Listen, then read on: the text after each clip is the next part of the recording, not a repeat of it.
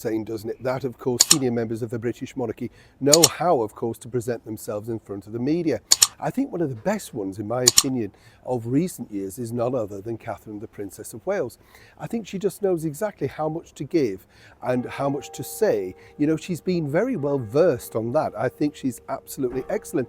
And I remember when she gave her very first speech in public, and naturally the poor lady was very nervous, but I thought she did well, the right intonation, and you could see that she was going to become a natural.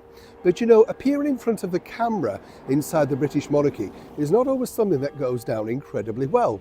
In fact, this particular situation was a real bone of contention between our late and wonderful monarch and her beloved husband, Prince Philip, the Duke of Edinburgh. So much so, this escalated way back in the early 1960s. Let me explain. Good to see you today. You all right? Yes? Not bad, thank you. No, I'm just asking you. Are you all right? Yes, well, you know, it's always good to check in, isn't it? Absolutely. Nice bit of sun just basking down now. Can't believe it. I've got my brolly now today. You know what it's like? You come out, you've got your coat, your brolly. You think it says it's going to rain. Now it's this. Now I'm going to be too warm. Yes, I know. You sat on the tube thinking, goodness, I know, is it your age or is it just warm? I know that's the problem, isn't it? Now, of course, when you think about the monarchy and the media, really it came to the fore. A lot of people think really in 1953, but I've said to you before, Edward VII was the man that really instigated, all thanks to the silent moving image. He wanted people to visually see him doing his duty. Of course, in 1953, it was, of course, His Royal Highness, the Duke of Edinburgh, Prince Philip, that really instigated the arrival of TV cameras for the coronation. And how grateful really we should be to him, so that we can still look at this momentous occasion all of those years later. Truly magnificent. But you see, Philip kind of really did enjoy media attention, whichever way you look at it, and he felt that this was going to be the new medium, in fact, to keep the monarchy relevant, alive, and in touch with their subjects.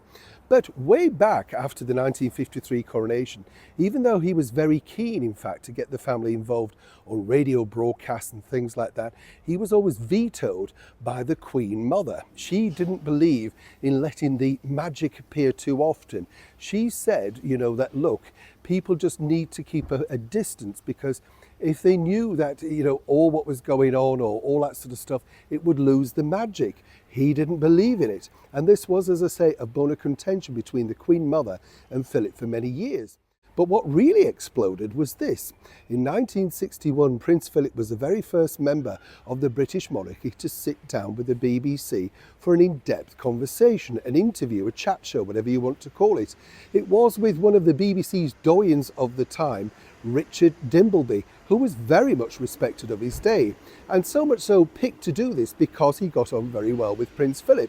Now, when you look at the footage now, it's very sort of all about, you know, the good stuff and stuff like that. But Philip really was testing the water to see if people would be interested in learning more about the British monarchy, what they could do and how they could present themselves on a bigger picture.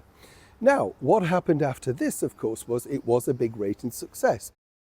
But the Queen and the Queen Mother were still steadfast about saying no. They just wanted to stick to their annual broadcast and, you know, allow the cameras to film them, record them when they went about their charitable and, of course, other works. Now, as we know, this became a problem for Prince Philip in the latter part of the 1960s, because it was under his persuasion that he allowed a camera crew to film the royal family for up to a year, which was then called The Royal Family and presented on the BBC. Everybody apparently was indifferent to it. The Queen herself kept saying this is a huge mistake. What it turned out to be was something of a huge mistake, but something of a moment in time. It was banned for many years from being shown on television simply because Her Majesty the Queen let it be known that her displeasure, she didn't want it to keep coming out. So the BBC rightly did that. Of course, with the invention of the internet, digital platforms, everything now becomes simply available. When you look at it now, it's not a bad thing, but it does seem rather stilted and strange and scripted. But Philip himself said towards the end of his life that it was one of the proudest things that he felt he'd come up with, simply because it allowed people to view them as a real family rather than a family in the distance. But right until her sad passing, the Queen really didn't like this particular programme at all. No one was allowed to mention it or indeed bring it up in conversation. And apparently this was the only true time that Her Majesty the Queen and of course the Duke of Edinburgh absolutely locked horns. But who do you agree with? Was he right to let them in? Or would you have preferred to go down her particular path and basically remain something of an enigma? Interesting debate, yeah? Neil Sean in the very heart of London.